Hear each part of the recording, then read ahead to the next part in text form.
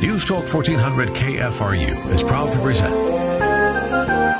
the KFRU Heritage Series, celebrating our history and heritage of Columbia and Boone County. Listen each Sunday at 7 a.m. and 7 p.m. The KFRU Heritage Series. From News Talk 1400, KFRU. We are glad to be back with another Heritage Series program and glad to be talking to Tom Gray. He is a longtime resident of Columbia, but I found out in talking to him before we start the program that he is not a native Columbian. As a matter of fact, your home area is down around Joplin. Now, we're not going to talk a lot about Joplin, but I did not know that. So just a little bit about your background down there. Well, I was born and raised in Joplin, actually in my grandmother's house. All three of my brother and my sister and myself were all born at 408 Turk Street. And we were just a block away from the local park there, so we spent a lot of time in that park. My grandfather was a night watchman after he quit being in the mines. He was a hoistman in the mines back, a lot of mines in the Joplin area, the tri-state area it's called. And so I went to high school there. I came up here in 1957 and never left. Did you come up here to go to school? I did. It was really interesting. We had our Joplin Senior High School class had over 330 in the class, and only 3 out of our class came to the University of Missouri. It was just not a destination university for people from Joplin. It's interesting, though, because Joplin in the corner, a lot of people, you mentioned tri-state area before we started our program today, but I knew it's very close to Oklahoma, very close to Kansas. So you're talking about a corner there. Where'd they go? Also, at that point in time, it had to be, I guess, Southwest Missouri State, maybe. Well, I'm not even sure if it was named that. Well, no, it wasn't. Actually, it was Joplin Junior College, and it was just a 2-year program, and then it is now Missouri Southern. And right. A lot of people did go to Springfield to either Drury or SMS, it was called at the time. Arkansas was a destination, Oklahoma, KU.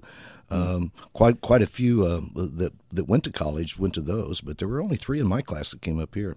We are airing this very close to it's just a couple of weeks away from the first anniversary from the Joplin tornado. I know that this has touched your family deeply and closely, but you have been to Joplin since that tornado. Do you just have any reflection, any thought, not to try to talk too much about Joplin, but I just think it's interesting to know what your thoughts are of how that community was changed in the event that happened on May 22nd. It was changed dramatically.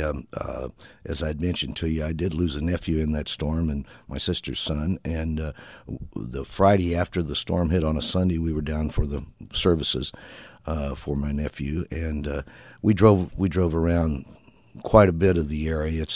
It's so devastated. Even the pictures I think you see on television don't do it justice. If you can just imagine, every street is just filled with debris. Although I was amazed what they were able to get done in 4 or 5 days, but it'll be a long time before Joplin gets back to being what Joplin was, I think. I can't imagine going back to my hometown and not being able to find any of the landmarks. To know even what your address was or what street you might be on. And that's really true. If you didn't have at least some semblance of an idea of where you were in town, you couldn't find anything. I mean, there were no street signs, and everything was down. Just terrible. Tom Gray is talking to us. We're going to talk about, on our Heritage program, we like to talk about people who have been a part of the community and been a part important things in the community. And I've got many questions that I want to ask about KOMU, where Tom was the general manager for it was 24 or 25 years, I think, from the mid-'70s to the late 90s? It was January 74, and I retired on November the 1st of 98. So I was about too much short of 25 years after being over in the business office on the campus for 12. So I had plenty of years in at the university. We may talk about some of the other parts of the university and go back to those times here in a moment, but I'm just curious about KOMU. I don't expect you to be a historian to know everything about KOMU, but do you know when did KOMU begin? Well, it signed on the air on December the 21st, 53.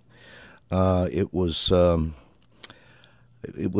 actually the university applied, that is the curators of the University of Missouri applied for a license, and they could have gone for an educational license, but they opted for a commercial license, and they had used a consultant and an attorney in Washington, D.C. The station was actually built with appropriated funds that was built from a couple of funds at the university that were trust funds and donations. They were called the Birch Fund and the Consolving Fund, and it was constructed with that. The tower was installed in, I guess, early '53 or the summer of '53, and they signed on the air on December the 21st. I'm curious, at that time, how many universities or colleges had a commercial TV station? Well, there were two public universities. Iowa State owned a commercial television station. We owned one here at the University of Missouri. Notre Dame University still owns the NBC affiliate there. And Loyola of New Orleans was a monastery type, a seminary type group, and they owned a CBS affiliate down in New Orleans. When KOMU started, was it an NBC affiliate at that point in time? We were everything. There weren't any other stations. There were actually four networks. NBC. This was before ABC even came along. It was NBC, CBS, and Dumont, and we sort of got your pick. We were the only station, so we carried programs from all three of those networks. And then when KRCG Channel 13 came on the air, then there was a little selection process, and we took NBC and they took CBS, and we shared Dumont and ABC when it finally got on the air. How about that? That would be kind of fun to be able to pick what you wanted to. It was really nice, but the program was so awful it probably didn't matter anyway. Tom Gray is our guest. We're talking about KOMU in this part of our program on the Heritage Series. KOMU now out on Highway 63 South. How long has it been there? Since the beginning. So it was always there. It was always there. I bet that was a long ways out at the beginning. Well, it was a long ways out. There was a reason for putting it out there. The University South Farms were out there, and that was one of the highest locations in Boone County. So in order to get up in the air, we tried to go to a higher spot, because the more tower you built, the more expensive it became. And so by using the ground, we were able to get up to around 800 feet. Did you have any idea when you stayed here and when you were working at the university in the business office there and for the business manager that you would get into the television? Well, when I was in the business office and I was assistant business officer, as you saw in that little note, we did handle through the business office all of the licenses that the university had on all four campuses. And we had something like 113 licenses. We had two-way radio and police radio and ambulance and experimental radar and an FM station on each of the campuses. And so I was familiar with our access to the FCC and what the licensing procedure was all about. And the station itself, when they handed in their budget every year, this is before I went out there, they came into the business office and they were reviewed there. So I had a little bit of an inkling. When you got there, what's the role of a general manager? What's a general manager? I don't know to this day what it actually. When I went out, I really went out under unusual circumstances. I'll relate the story. It won't take but a second. But on January the 7th, I'll never forget this as long as I live, I was sitting in my office, and it was on the third floor of Jesse Hall. And it was the chancellor, Herbert Schooling. And he said, "Could you come down a minute?" And I was just like, well, he's the boss. You bet I can come down. So I got down there, and my boss, the business officer, Emmett Klinkerman, was sitting there. And they said, the then general manager was going to come back to the campus. And they said, "Tom, well, I'd like you to go out and run KOMU TV for 6 months or so until we find a general manager." And I said, "Well, okay." And so he handed me a stack of letters to the staff out there. And I got in my car and drove out there and was out there for almost 25 years after that. So how did it turn out that you stayed there for that long? What happened after the 6 months? Well, they didn't do search committees like they do on so many positions over at the university back then. And they looked around a little bit, and we ended up the fiscal year, which was June 30, actually making money, which was everybody thought was pretty neat. So my boss, Emmett Klinkerman, said, "Well, do you want to stay at the station or do you want to come back to the business office?" And the station had done so poorly financially, it really didn't have hardly any place to go but up. So I just opted to stay there. And I'm glad I did. It was a wonderful experience. Tom Gray, again, our guest. He's on our Heritage Series on KFRU, and we're talking about KOMU right now. Well, let me go back then. I'll ask you again, general manager. What were the chief things that you now look back on that after being out of that job for a few years? What did you see were the most important things that you did? Well, the first thing we did when I got out there was to clean it up. we'd had a consultant in the year before, an engineering consultant, and in his write-up called it a rabbit hutch. And it truly was. It was absolutely filthy. And so I just had our main staff. We put on jeans and we came to work for a couple of weeks, and all we did was wash walls and paint and clean it up. So we were in an environment that was at least hospitable to us. And then I was on a long learning curve about the television business, the commercial aspect of it, and I was fortunate to have a basic staff of a chief engineer and a program director and a sales manager, and they were just kind of took me under their wing, and we learned that part of the business. When you look at the elements that you just mentioned, and you think of KOMU today, is the sales staff? I think we know that on-air staff. Oftentimes we see students and we see people who are learning the part of being on television. Correct. Or sometimes behind the cameras and producing. But as far as the sales staff is concerned, is that connected to the university in any way where there are teachers of TV sales, or students that intern as salespeople? Well, certainly myself as well as some of our sales staff did go down and participate in some classes at the J School, but no, the commercial aspect of it was always separate. As a matter of fact, the station, from the news standpoint, the station did pay a lot of the salaries of all the news people, and the whole split of their salaries was designed to reflect their job as a news person versus an instructor or a teacher. And since it was a practicum laboratory for students enrolled in the School of Journalism, that's what it was. Mm-hmm. A lot of people used to say, well, you got all this free labor in this, but I mean, if you only knew how many cameras we had to buy and how many were dropped or run over by cars, and it was not the most least expensive thing in the world. Would you say that had it changed much from the time you took over in 1974 until 1998 as far as the work and what you saw? I'm just thinking of some of the people that people would be familiar with now on KOMU and whether they teach classes or not. Was there much change over that time period as far as what the relationship was with the teaching aspect as far and as well as the reporting and news aspect? Not a lot. I think the biggest change was the growth of the educational experience. When I first went out there, we might have 12 or 13 students a semester, sometimes more.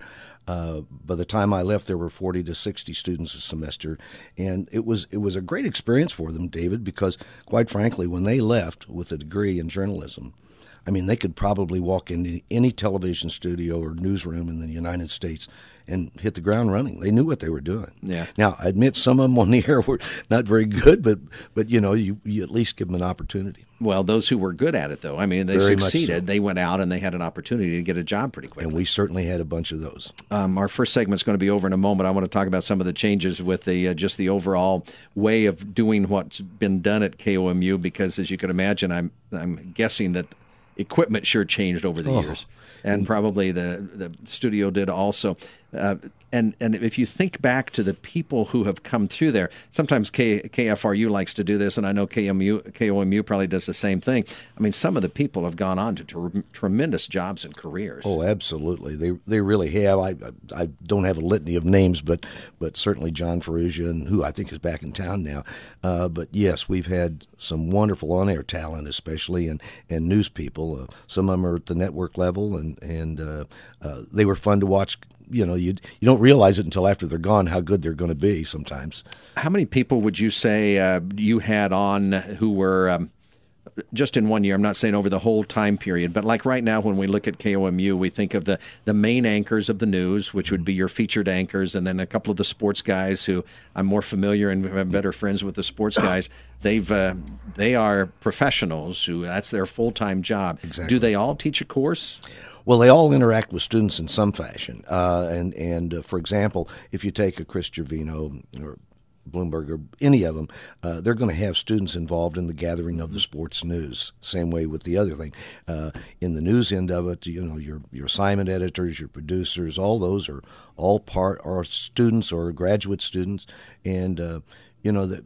Everybody gets an opportunity at some point, usually, to have a little bit of airtime. Not all of them, but, you know, they're all doing stand-ups or they're doing live feeds or whatever, and that was a big change, was technologically what we started with in '74 and where we are now. Oh, I bet.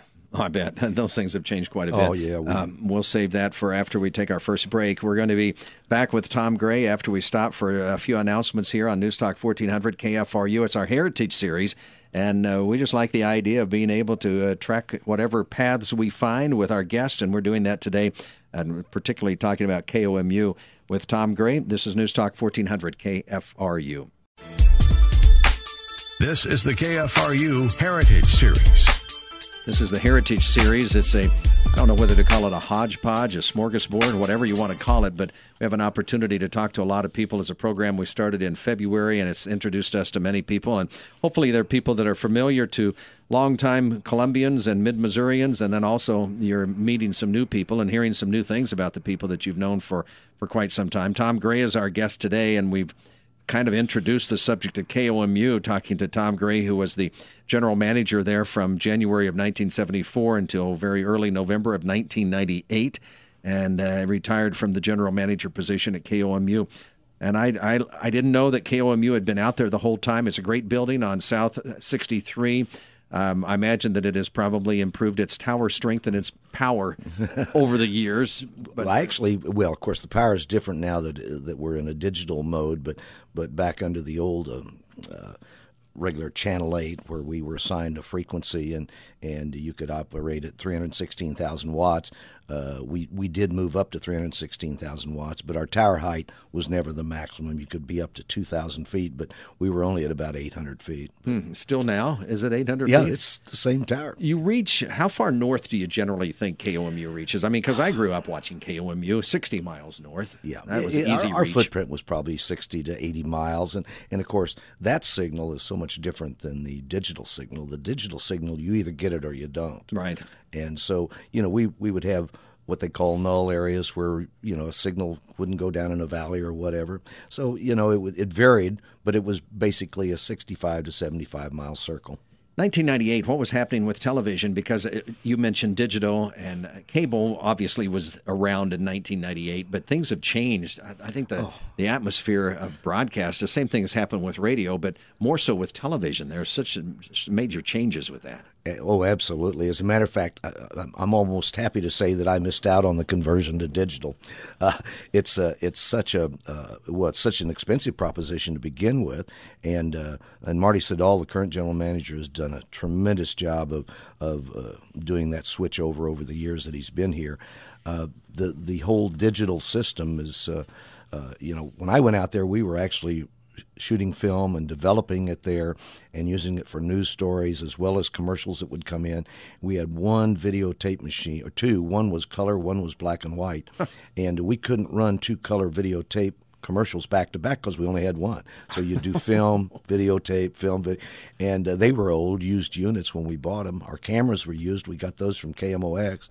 And it was just a totally different ballgame. And then, of course, we eventually got into the videotape and the smaller stuff, the 3/4 inch. And then Marty was there when he started the conversion. And once we got started on that, there isn't any videotape in the place as far as I know. It's all digital. I mean, Yes. It's amazing what they can do now. I don't know if the guys who go out and cover like Friday Night Football send things back electronically or not, but I know that they used to have to drive pretty fast to get back they really to do their did. stories. They do go out, but there's so many ways to send it now. Uh-huh. And of course, we still have the satellite uplink, and we still do the small microwave things. In 1974, was there much stand-up live stuff that was being done out? Oh, yeah. We had Monty Gerwitt, my program director, Paul Pepper, which a lot of people remember. They did live commercials from an announce booth. There might be a slide on the air, but they would be talking behind it. Yeah, we did a lot of live things. And, of course, Esther Griswold had an afternoon show called Of Interest to Women, and she did all of her commercials herself right there live. So, but as far as a news reporter going out and doing live from the scene, that wasn't happening in the 70s. No, we didn't do that until we got the microwaves and the other thing. Everything had to be shot on film and brought back, and it was a zoo. You mentioned, now I remember. What was the show? What was the women's show? Esther Griswold, Of Interest to Women. Of Interest to Women. Now I remember that show for some reason. I probably didn't watch it, but I probably saw promos on it. Tell me about her. Well, it was interesting. Esther was actually her husband was the general manager of KOMU TV up until 1968 or 69, somewhere in there. And Esther, because of the university's nepotism rules, was an independent contractor, and so she wasn't paid by the station. She got residuals from commercials that were sold in her things. Mm-hmm. I mean, she used to do a Wonder Bread commercial, and it's supposed to be 30 seconds or a minute or whatever. She might go 2 or 3 minutes talking about Wonder Bread. Sounds like and it was wonderful. Commercials on radio. it was wonderful to watch, and she had everybody on there anyway. So she would just say, I mean, how did it differ from the Paul Pepper show, which was? Well, she had a lot of things that were more women-oriented, where I think Paul's was a little more broader in scope and to bring in and from people further away because, we could get them in the studio. Yeah. And you inherited Paul Pepper, did you not? He was on the staff when I went there, but I started the show.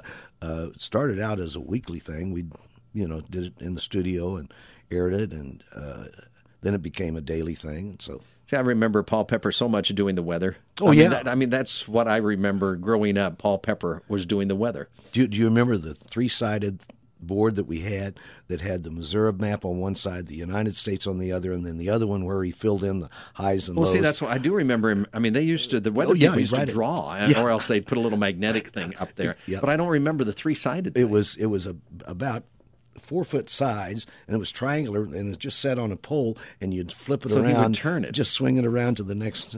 I don't, I'm sure I saw that. Oh, you did, I'm sure. Paul Pepper, he was, that's one of the, I don't know if every TV station has that or not, but there are television stations that have a name that is quite synonymous with that station. And he was certainly with ours. That's really started fading out in the late 60s and early 70s, where you didn't do a local program like that. But there were so many things going on in our coverage area that would never see the light of day in terms of informing the public. And it was just a really good vehicle for us to cover those things and do those sorts of things. Now there are like local TV shows that are news shows early in the morning. I can't remember what time KOMU starts, but it is really early. Yeah. And then you've got, and now they just started a noontime show again, and then news at 5 in addition to 6. What was it like back in the 70s? We did 6 and 10. Yeah. And that was really it. And then we eventually started a noon program, and that kind of came for a while, and then it went, just depending on the audience levels. The audience levels during the daytime were never really great in this particular market. But it was really 6 and 10, and boy, you had to gear up to be sure you could to fill those with news stories, because you had to shoot the film, you had to develop it in the afternoon, and it was. When you think of some of the anchors that have been on KOMU, I'm not sure what during your 24, almost 25 years, could you get an idea of what the average length of staying time there was? Because they would move through every once in a while. Some have stayed quite long. Yeah, I think more so now. We went through quite a few over the years. When I went out there, Rod Gillette did some, but then he got involved with Missouri Forum after Ed Lambert retired, and did that for many years. And there was Clark Edwards, who was news director for a while, and on-air talent. Mm-hmm. And then we hired a separate news director and started doing, I guess the last really news director on-air talent was Dick, can't think of his last name now. Mm-hmm. He's still in television in Kansas City. When you talk about live announcers, and you mentioned Paul Pepper was like a live announcer, give us an idea. Did a live announcer just have to show up in a booth every once in a while? I mean, they don't lock somebody in this booth and say, you're going to be the live announcer for the next 3 hours, come back, because they didn't have a lot to do. But I can't remember. I know that there would be opportunities to announce IDs and things of that nature. Right. Would they be sitting there when it came time for a live commercial to be read? They would have a log, and it would tell what time it was going to be on, and they'd come in and put on headset, and they could talk to someone in master control, and they would just cue him and do the spot. So, and then eventually we got to where you would just tape it, on little. But it's something to do that on radio, where if you're doing a live read, you can make a mistake. But on television, it always seems to be seamless and mistake-free. Exactly, Very little room for mistakes. So much pre-recorded, but there were mistakes. I mean, I remember seeing Paul run clear across the studio to get to the announce booths because he'd forgotten exactly where he was. Tom Gray is our guest. He's talking about being a general manager at KOMU. You mentioned live shows and how there weren't a lot of live shows, and what's the challenge in putting a live show together from a general manager's point of view? Cost or personnel? What's the toughest thing about a live show? Certainly the cost, no doubt about it. I mean, anytime you're doing something with microwave or a satellite uplink, you've got a lot of people involved, and we had a pretty big production department because we did a lot of commercial production for not only our clients but other clients, and you needed a fairly large production staff in order to be able to do your live newscasts because you need camera operators, 3 camera operators, a floor manager, a director, a sound person, engineers in the back. It was, pretty big operation. What have we gotten to now as far as cameras are concerned? I think a lot of times the cameras are run automatically. I don't know if there's even a camera person there all the time anymore. No, I don't think they do. Of course, I haven't been out for one of the casts in a long time, but they've all on robotics, I'm sure. When people would come out and maybe you would welcome guests out to KOMU and you'd show them around, would one of the comments be, "I had no idea the studio was so small"? Oh yeah, absolutely.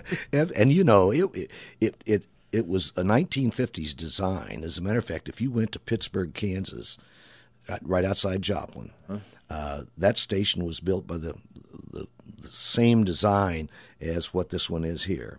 The big studio, the offices around it, big double back door so you could drive automobiles in and show them right on the floor. And it was, it's just changed so much you just don't even think about it. It's interesting because if you go out there, and I've had an opportunity every once in a while to be like at a TV station, it's not really fancy in certain parts. Oh, no. Especially where the work is getting done with the reporters or those who are really producing. And the breakneck pace of what's going on to try to get something done, people have no concept of what that's like. It really is like a zoo in certain, especially in the newsroom where you've got so many people. I mean, we have so many back there that, they're running into one another. The office space is tight, but we seem to get it done. That's not real fancy either. But those who can get on and portray what they're doing in a nice, relaxed way. I mean, it really takes a talent to do that. Oh, it really does. I'm never ceases to amaze me. Sarah Hill and Jim and all of our other anchors are just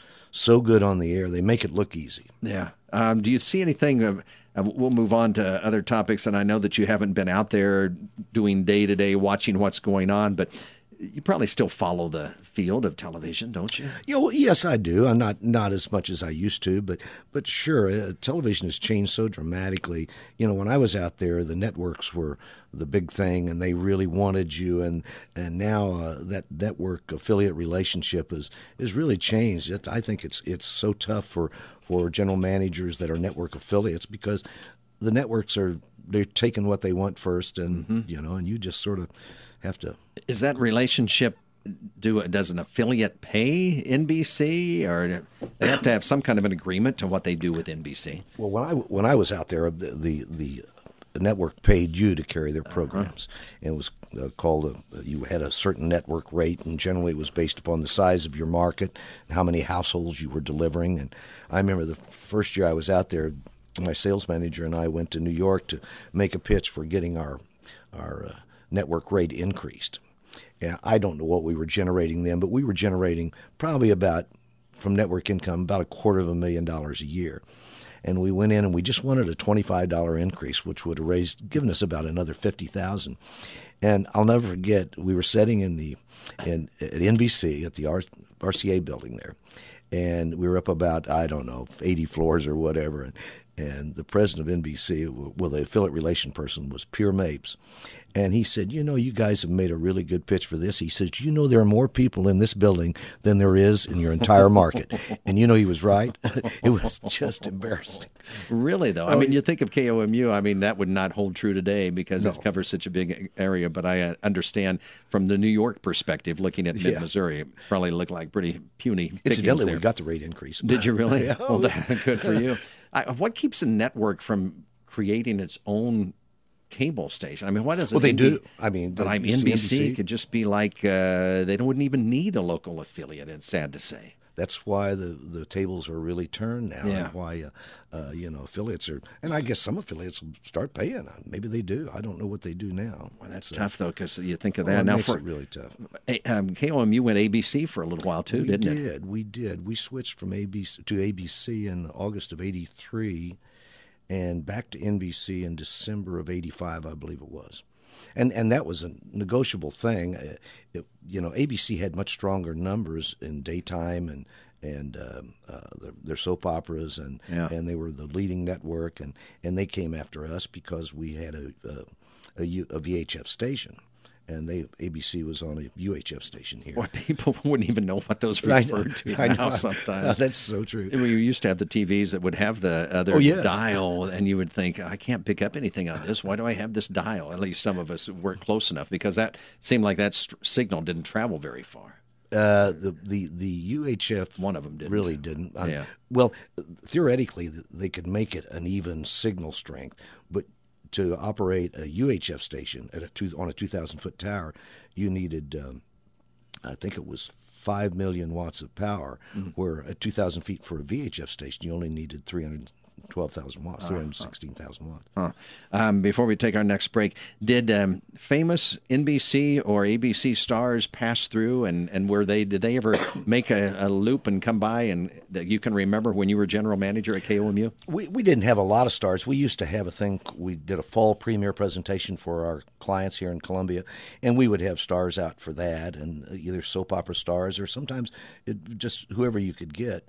But that's one thing my wife and I remember most was the first NBC affiliate meeting. I met Jack Benny.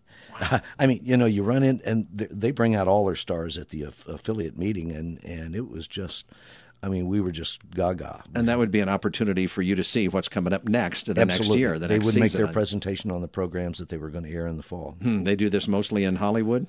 Yes, most of it was at the Century Plaza Hotel in Hollywood. Every once in a while, we had one in New York, I think, one time. That would be something, wouldn't it? Yeah, it was really, really incredible. We're going to come back on final segment coming up with Tom Gray, and he is our guest this week on the KFRU Heritage Series program. We always appreciate the feedback that we've been getting, and you can email me at david.lyle@cumulus.com with ideas or feedback or just reflections that you have that come up from some of the guests that we've had on the Heritage Show on KFRU. This is the KFRU Heritage Series. I enjoy doing the Heritage Series because I get to talk to some people that I feel like I know, and I learn more things about them and about their experiences in mid-Missouri, and then oftentimes get to meet some new people. I've known Tom Gray for a while, and I appreciate him giving us this program today, talking about KOMU and his coming from Joplin to Columbia back in late 50s to go to school here at the University of Missouri. Is that where you met your wife? No, actually, Susan lived in Columbia. Her father was the basketball coach here, and they moved here in 1946. And Sparky Stallcup was the basketball coach at the university. And I actually met Susan in 1961. They used to have, they have a spring fling at the university now, and they put on little skits and do this. Well, back then it was called Savitar Frolics. And it was basically a fraternity and a sorority musical. And the fraternity and sorority would get together and they'd write their own script and use show tunes and sing and dance, and it would be a 3-act thing. And there were always 3 groups in the finalists. And I met Susan we were in with the Kappa Kappa Gammas. I was a Sigma Nu, and we met in January '61, and we got pinned a couple of months later and engaged in April and have been married ever since. Holy cow. Married in September. Married in September, all that same year of 61? Yep, 50 years last year. I'm glad to hear you say that because my wife and I went through a very fast relationship kind of like that too. And they said it wouldn't last, Well, they said it wouldn't last. Mine hasn't quite lasted 50 years. I don't think I was quite old when I married her, but it's fun to hear that. So when you found out that her dad was Sparky Stallcup, how did you, you probably knew that very early on because that name was so distinctive back then. The coach when I was in school here, but he was I didn't see that much of him, to be honest with you. He was fairly intimidating, like a lot of coaches are. I'll never forget when we got engaged, he said, well, how are you going to take care of Susan? I mean, that was just a blunt statement. And for many years, I think 2 or 3 years, I was called that boy. but we became really close friends before he passed away, and he was just wonderful. And Susan's mother, Isabel, was just a great. She was, and she does the mustard for her, right? Susan, my wife, and my youngest daughter, Courtney Gaughan, started Isabel's Country Mustard many years ago. Now Courtney and her husband have the business, and they still manufacture mustard. Seen at the grocery stores. Right. So Sparky Stalkup, I don't know when he was no longer coach at MU. His last year was 61, 62. From 46 to 61, 62, he was, and then he was assistant athletic director under Faroe and then under Devine. And then when Devine left, he became athletic director. But he was only athletic director for about a year and a half before he passed away. He died at a fairly early age. Now, he did broadcast, didn't he? He did. He was with Malin How did he Aldridge. work that in? Well, he and Malin Aldridge were very, very close friends. And he was the color person for the football broadcasts. And, of course, Malin did both football and basketball, and they just became great friends over the years. Every once in a while, you could hear old recordings of those. Oh, yeah. I don't know whether your family has many or not, but I mean, what a twosome. Oh, they were just, it was kind of funny to watch or hear, you know. I bet that it was. I mean, those two guys, I mean, I can't imagine any two names that seem to be, and from what I've heard and the recordings that you hear every once in a while, just bits and pieces, the throwback to some great old days of broadcasting. They were just wonderful. And it was all live and spontaneous, just, as any live broadcast is, but it was, and they were fun. They had a good time doing it together. Oh, yeah. And that's just a classic sound of broadcasting at that point in time. I would be remiss if I did not bring up some other things that I think I'll have you talk about before we run out of time, and that is, how about describing Booches as a part in your life? My home away from home. Yeah. What's the connection with Booches? I actually went down there when I was in school. It's been around forever, and it wasn't till maybe 8 or 9 years before retirement that I started going down there regularly and playing snooker and three-rail billiards, which I've fallen in love with. But then I got to know the two owners. Well, there were three at the time, but then eventually two, Mick Jabbour and Jerry Deathrow, and we became very good friends, and we'd go fishing together and do things like that. So it's kind of. So how many? What's a regular gang down there? How many are in a regular group? Oh boy, it's pretty widespread. It goes back so far. If you ever go in there, look at the little plaques that they put up. Have you seen those? I'm not sure. All over the place, and they'll have people's names who have passed away. Yes, I have. Yeah, and there's it goes back a long, long way. Isn't that a great place, though? I mean, it is. It hasn't changed much, I wouldn't guess, from the first times you were ever there. I think that's one of the reasons for its success. I really do. I think, of course, back when I first started, there were a lot of older guys down there during the day, and they'd go down and they'd play pool all afternoon. Yeah. Is there a younger group? Can you tell younger people? Yeah, there's a young group. As a matter of fact, my daughter and son-in-law won't ever come back to Columbia. They always go to Butch's and Shakespeare's, and that's for sure. Those are some of the key places. Yes. Did you have an idea when you moved up here from Joplin to go to school that this might be the place where you would settle in at? Not a clue. Not a clue. As a matter of fact, when I graduated, I had the best 5 years of my life in college, by the way. Yeah. But I graduated in '62. But I did have a job offer, and in Kansas City. It was with General Motors in the labor relations division because I got my degree in economics. And anyway, Susan needed one more year, so we decided to stay. And I took the first job I could get, which was a draftsman at the university in the physical plant department.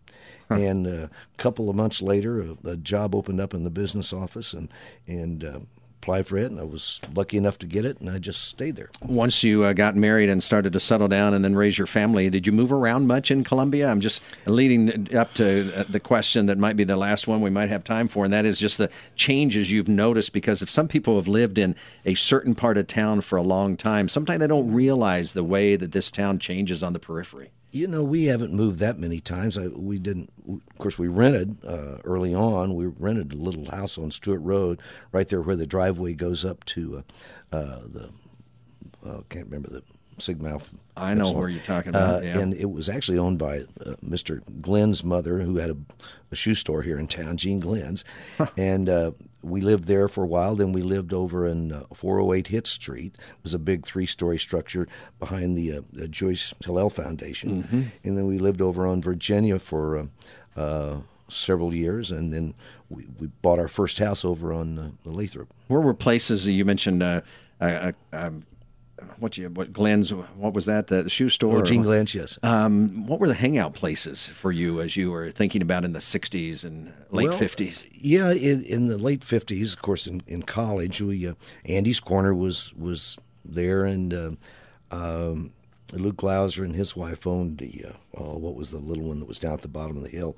The Yacht Club, the Breezy Hill. There were just a bunch of them. I can't remember the one out where the apartments are on the clink scales out there, but it seemed like it was a long way out. Yeah. It was a long drive out to Hewlands Lake. I remember that when we'd go out there. Holy cow. It was that's just been absorbed by all that just, expansion that way. It was amazing. The changes in the community, I know that you've been a big part of things because Chamber of Commerce, you were a participant in that. Also on Regional Ready Board, you were a member of that in the late 80s. Was that when it was first started? Yes, I was on the task force that did the organization along with some really good people in Columbia. Richard Mendenhall, mainly that came up with the basic idea. And then I served on the first board, and you sort of rotate on and off of that. United Way, Regional Daniel Boone Regional Library, the Crime Stoppers Show Me State Games. You've been involved in a lot. A lot of fun. Is that part of what was your family, or was that just something that you came here and loved the community and decided to be involved in all these things? Well, there was an opportunity in being at the TV station because, community service is a big thing for television and radio, and I think they get involved in a lot of things because of, they're able to deliver publicity about the things that are going on. And so it was a natural development to get involved, I think. Tom Gray and his wife Susan were co-citizens of the years as decided by the Columbia Chamber of Commerce back in 1993, and well-deserved because of all the things that they've been involved in, and Distinguished Broadcaster Award from the Missouri Broadcasters Association also shortly before he retired as general manager of KOMU, and other honors and awards. It's always good to talk to you. I always love it when you win Quickie Quiz, and I know that you're going to be dropped by, and I'll get to say hi to you. But, that's great. Thank you very much, Tom, for giving us the time on our program Well, today. David, thank you so much. You all do a wonderful job here, and it's such a pleasure to listen to you in the morning because you do such great interviews. It doesn't matter who you're interviewing. You learn more about what's going on with that person than I think you would from anybody else. Well, I think that people will say that about hearing you today on the Heritage Show. That's Tom Gray, our guest. And we appreciate his time, and we'll be back next week with more on the Heritage program on KFRU. You've been listening to the KFRU Heritage Series, celebrating our history and heritage of Columbia and Boone County. Listen each Sunday at 7 a.m. and 7 p.m. The KFRU Heritage Series. News Talk 1400 KFRU, Columbia.